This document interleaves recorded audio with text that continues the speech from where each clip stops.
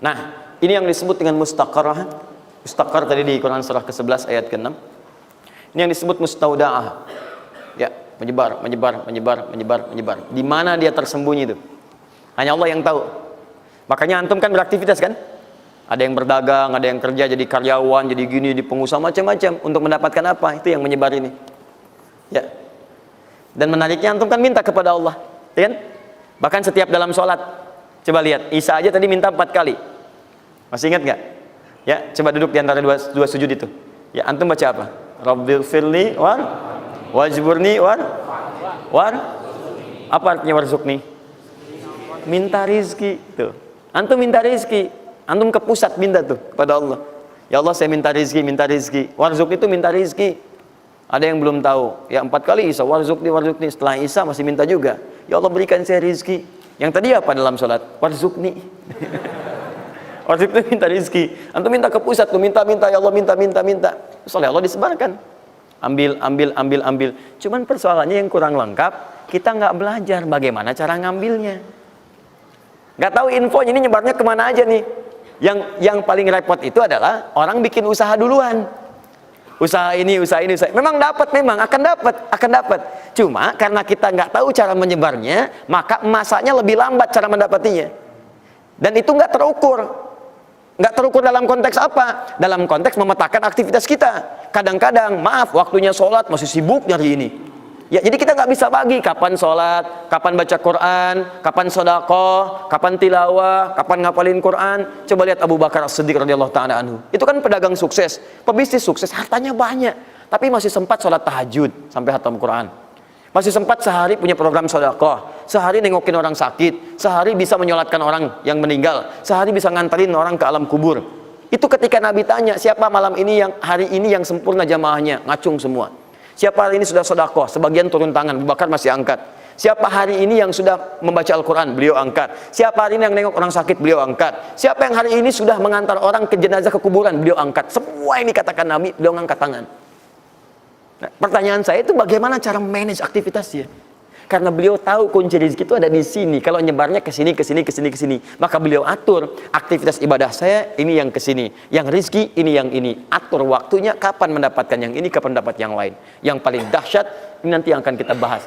Ada rezeki bahkan yang belum dicari, dia sudah datang min haitsu la yahtasib, dari sisi yang tidak dia ketahui. Ya, nanti kita lihat dan buktikan dengan ayat-ayatnya. Satu, jenis pertama, rezeki yang mutlak dicari dengan ikhtiar. Ikhtiar. Dalam tanda kurung usaha.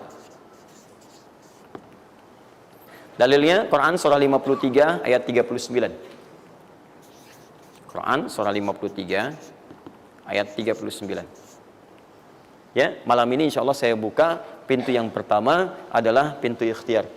Ya. Ya, jadi antum kalau sudah tahu pintunya, nggak usah dari pintu ke pintu antum mengetok untuk menawarkan nama. Ya. Karena ada yang dari pintu ke pintu, kok coba tawarkan nama gitu. Antum nggak usah gitu. Udah tinggal antum ini kan aja ini. Udah. Satu, ikhtiar lewat usaha. Turunan dalilnya, turunannya. Satu, Quran surah kedua ayat 168. Kalau ingin dipercepat, Quran surah kedua ayat 172. Kalau pengen lebih cepat lagi, Quran surah ke-7, oke dah, ayat 96. Dah? Sampai sini. Nah, kalau terjadi semacam terlihat ya pelambatan, maka ada teori, jangan dilihat sebagai pelambatan, tapi dilihat sebagai percepatan akumulasi. Ya, akumulasi supaya terkumpul lebih banyak pada saat antum membutuhkannya. Ya, nanti kita lihat dalilnya di Quran surah 46 ayat ke-15. Ya. Ini wajib hafal ya. Tenang aja, pertemuan kita berikutnya kapan? Masih 1 pekan. Gampang. Masya Allah. Orang 3 hari apa 200 ayat Al-Imran. Masa sepekan antum berapa ayat sih ini? Gampang ini. Ayatnya juga pendek-pendek insya Allah. Ya. Sudah? Jangan dulu dilihat, catat aja dulu. Kalau antum lihat sekarang, antum nanti udah ini duluan. Catat dulu aja. Sudah? Sudah ya? Baik, ini udah. Nah, sekarang turunannya, kan ini baru intinya. Turunan amalannya. Ini wajib antum kerjakan. Satu, di turunan amalannya. Quran surah ke-17 ayat 78 sampai 82. Ini wajib antum kerjakan. Demi Allah saya katakan wajib antum kerjakan. Kalau ini antum gak usah hafalkan untuk dites. Ini gak akan dites insyaallah. Tapi antum wajib amalkan saat nanti menunaikan ibadahnya. Baca ayat ini. Ya, dites oleh kita sih enggak. Cuman saat antum kerjakan mesti hafal ini saat ibadahnya. Ya. Karena antum akan baca dalam sholat. Ya. Sama aja dong. Ya. Teruskan. Terus. Quran surah ke-73 ayat 1 sampai 20. Tidak akan muncul di ujian. Insyaallah. Sudah? Teruskan. Quran surah ke-15 ayat 9. Dan Quran surah ke-54 ayat ke-17. Satu ayat saja. Mau satu ayat, mau 4 ayat? 4 ya, boleh ya? 4 ayat ya, boleh ya? Ayat 17, ayat 22, ayat 32, ayat 40. 4 ayat. Insya Allah saya bermohon kepada Allah 4 ayat ini bunyinya sama supaya memudahkan hafalan antum.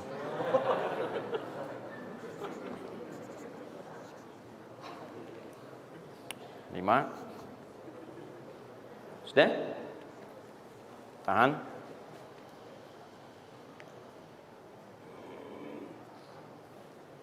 Sudah? 5.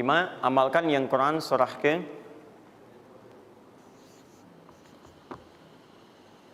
51 ayat 18. Ini untuk mempercepat pengabulan doa. Jadi kalau antum minta seketika. Sudah?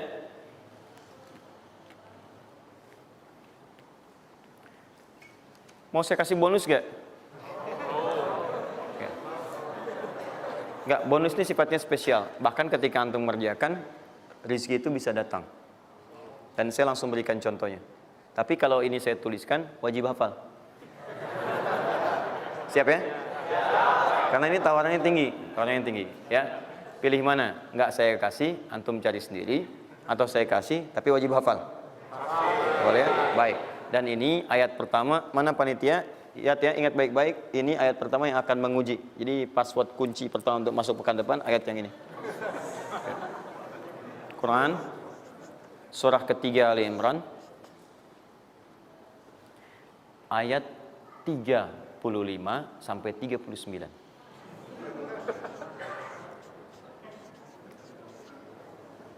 Gampang ya? Alhamdulillah.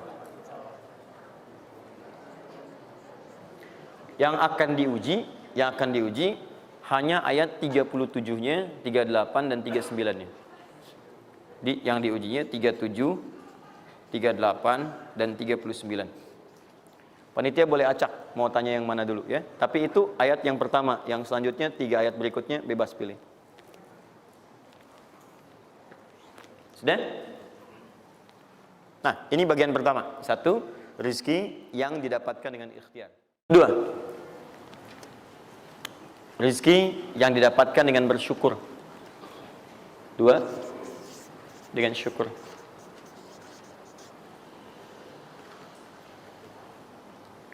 Dalilnya Quran surah ke-14 ayat 7. Quran surah 14 ayat 7.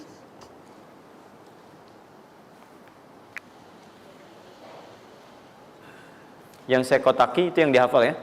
Yang saya kotaki itu yang dihafal.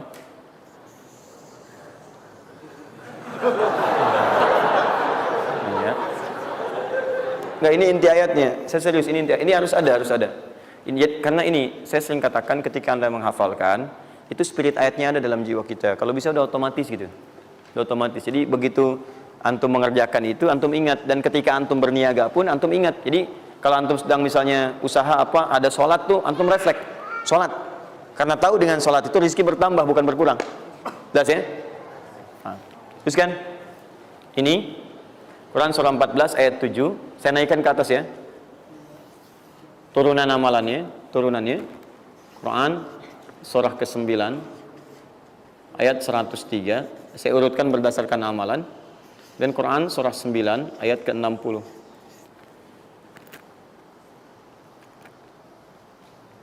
Sudah? Ingat, bahkan Allah langsung menamai ibadah ini dengan ibadah yang sifatnya bisa menambah rezeki. Cuman kadang orang nggak sadar, taunya diambil. Tapi kalau pengertian secara bahasanya sebetulnya bukan berkurang, nambah malah. Nambah. Cuman orang tuh nggak sadar ketika dia mau ditambah rezekinya, dia malah nggak mau. Karena merasanya diambil, dikurangi. Ya, nanti kita akan lihat. Jangan lu dibuka ayatnya, Pak, ya. Itu saja.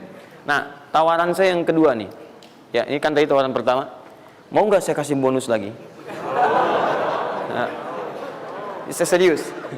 Ketika Anda kerjakan, penambahannya langsung minimal 700 kali lipat nilainya. Mau?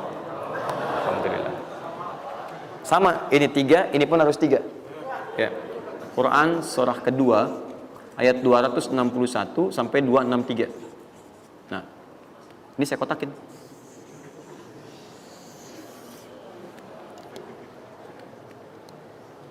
Sebentar. Quran surah kedua ayat 261 sampai 263. Saya mohon izin ya, saya lihat dulu satu. Supaya nggak online maksud saya. Pokoknya Anda online ada masalah dengan saya nanti. Nanti saya kasih di akhir, rumus cepat menghafalkan. Sudah? Tahan. 2. Nah, yang ketiga, nanti saya simpan dulu aja supaya Anda fokus yang ini dulu untuk berlatih selama sepekan. Ya, berlatih selama sepekan. Supaya nanti, karena yang ketiga ini lebih cepat lagi. Lebih cepat. Saya khawatir Anda melakukan lompatan langsung pada yang ketiga. Nah, persoalannya kita mesti berurut karena yang satu dengan dua ini keduanya saling bersinergi. Begitu yang kedua udah dapet, yang ketiga lebih mudah. Ya, karena sudah punya kebiasaan dari yang pertama tadi. Kalau saya munculkan yang ketiga sekarang, maka persoalan terbesarnya adalah kebanyakan orang nanti akan meninggalkan yang ini. Ini yang paling bahaya. Semuanya pada di masjid aja gitu kan, dan sebagainya. Jadi nggak ada di kantor kosong, di bank kosong. Jadi hilanglah kehidupan di muka bumi. Ya. Jelas ya? Nanti kalau ini udah enak, nanti saya turunkan ini yang dikejar oleh sahabat kemudian. Sampai Utsman bin Affan, Abdurrahman bin Auf tuh hobinya cuma nungguin tahajud aja. Nungguin tahajud, datang. Bukan nggak kerja. Karena semuanya sudah melewati batas ini. Ini udah selesai, mereka pindah pada level yang ketiga. Itu kalau tiap malam lomba, dikisahkan oleh Imam An-Nawawi dalam kitabnya Tibyan, itu lomba dengan Abdurrahman bin Auf, Tamim Ad-Dari, itu tiap malam paling minimal sekali khatam Al-Quran dalam tahajudnya. Tapi dahsyatnya, besoknya, sekiannya itu selalu datang.